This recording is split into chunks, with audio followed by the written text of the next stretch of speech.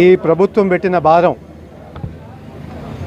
విద్యుత్ ఛార్జీలపై దాదాపు 15,000 కోట్లు ఆంధ్రప్రదేశ్ ప్రజల మీద భారం వేశారు.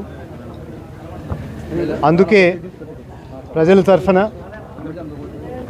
ఈరోజు పెద్ద ఎత్తున ఆందోళన చేయాలని, ఈ భారం ప్రజల మీద నుంచి తీసేయాలని చెప్పి కోరుకుంటూ ఎలక్ట్రిసిటీ డిపార్ట్మెంట్ ఈ గారికి మా కంప్లైంట్ ఇవ్వబోతున్నాము. ఎలక్షన్ టైంలో మాత్రం టీడీపీ నాయకులు కానీ కూటమి నాయకులు కానీ ప్రజలందరికీ హామీ ఇచ్చారు, కరెంటు ఛార్జీలు పెంచము అని, వీలైతే తగ్గిస్తాము అన్నారు.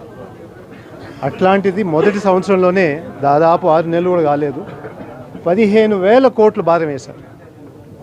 ఈ విధంగా నడిస్తే 5 సంవత్సరాల్లో దాదాపు 1,00,000 కోట్లు భారం వేయబోతున్నారు. 1,00,000 కోట్లు భారం ప్రజల మీద వేయబోతున్నారు విద్యుత్ ఛార్జీలు అని చెప్పేసి. ఎలక్షన్ టైంలో వాళ్ళు ఏం చెప్పారు,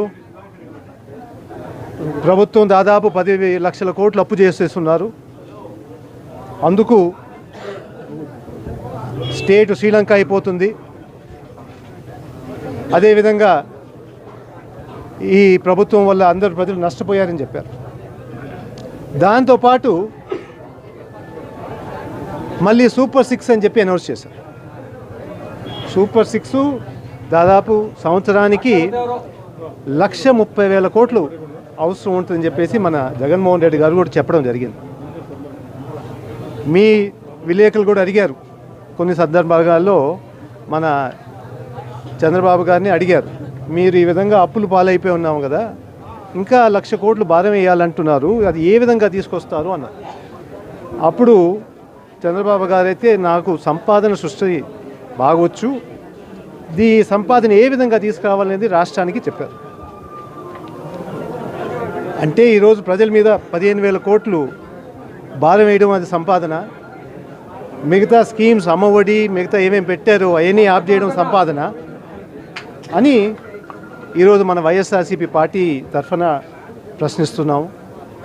ఇదే విధంగా చూస్తే ఈ గత 6 నెలల్లో ఈ ప్రభుత్వం వచ్చిన తర్వాత ముందు ఇసుక ఫ్రీ అన్నారు, ఈరోజు ఇసుక ఫ్రీ ఎవరికి అయింది, ఎమ్మెల్యేలకు అయింది ఫ్రీ, ప్రజలకు మాత్రం డబుల్ రేట్ అయిపోయింది. విద్యుత్ ఛార్జీలు చూసుకుంటే దాదాపు 40% పెంచారు. అదేవిధంగా రాబోయే రోజుల్లో ఇంకా ఏమేమి ఛార్జీలు పెట్టబోతున్నారని మనకి ఇంకా తెలియదు. ఈ అంతా డబ్బులు తీసుకుపోయి ఇప్పుడు అమరావతిలో 50,000 కోట్ల పనులు అని చెప్పేసి చెప్తున్నారు. అంటే దీని అర్థం ఏంటంటే ప్రజల దగ్గర నుంచి డబ్బులు తీసుకొని వాళ్ళు రియల్ ఎస్టేట్ వ్యాపారం అమరావతిలో పెట్టుకోవాలని చెప్పేసి ఆలోచన తప్ప ఇంకేం లేదు. మేము క్యాపిటల్లో కట్టాలి, ఖర్చు పెట్టాలని ఒప్పుకుంటున్నాం, కానీ మీరేం చెప్పారు, ఎన్నికల టైంలో ఏం చెప్పారంటే ₹1 భారం లేకుండా అమరావతిని కడతాము అని చెప్పారు, ప్రైవేట్ ఇన్వెస్ట్మెంట్ తీసుకొస్తారు, ప్రైవేట్ ఇన్వెస్ట్మెంట్ తీసుకొస్తామని చెప్పేసి చెప్పారు. అవన్నీ చెప్తూ ఈరోజు కరెంట్ ఛార్జీలు పెంచి మిగతాదంతా చేస్తూ ఈ డబ్బులు తీసుకుపోయి అమరావతిలో పెట్టాలనేది తప్పు. అది మేము ఒప్పుకోవట్లేదు ఈరోజు. అందుకే ప్రజల తరఫున ఈరోజు వచ్చాం, ఈ ఆందోళన తెలుపుతున్నాం. మీరు ఆత్మకూరు సంగతి చూసుకుంటే ఇప్పుడు ఒక్క అమరావతికి 50,000 కోట్లు పెడితే ఈరోజు నెల్లూరు పరిస్థితి ఏంది, ఆత్మకూరు పరిస్థితి ఏంది? గత 5 సంవత్సరాలు జగన్మోహన్ రెడ్డి గారు ఆత్మకూరుకే 250 కోట్లు ఇచ్చారు. స్కూల్స్ కానివ్వండి, విలేజ్ సెక్రటేరియట్లు కానీ, రోడ్లు కానీ, రకరకాలుగా ఇన్ఫ్రాస్ట్రక్చర్ క్రియేట్ చేస్తూ 250 కోట్లు ఇచ్చారు. మేము ప్రతి గ్రామంకి పోయి ఆత్మకూరుకంతా ప్రతి ఒక్క గ్రామం తీసుకుంటే మిగిలిపోయిన స్కూల్స్ కానీ రోడ్లు కానీ అన్నీ 400 కోట్లతో పూర్తి అవుతుందని ఒక ఎస్టిమేట్ కూడా చేసి అది మా మేనిఫెస్టోగా భావించి చెప్పాం. 400 కోట్లే. అట్లాంటిది ఈరోజు ఆత్మకూరుకు పెడితే ప్రజలు బాగుపడతారు కదా, తీసుకుపోయి ఒకే రాజధాని మీద పెడితే ఎట్ట?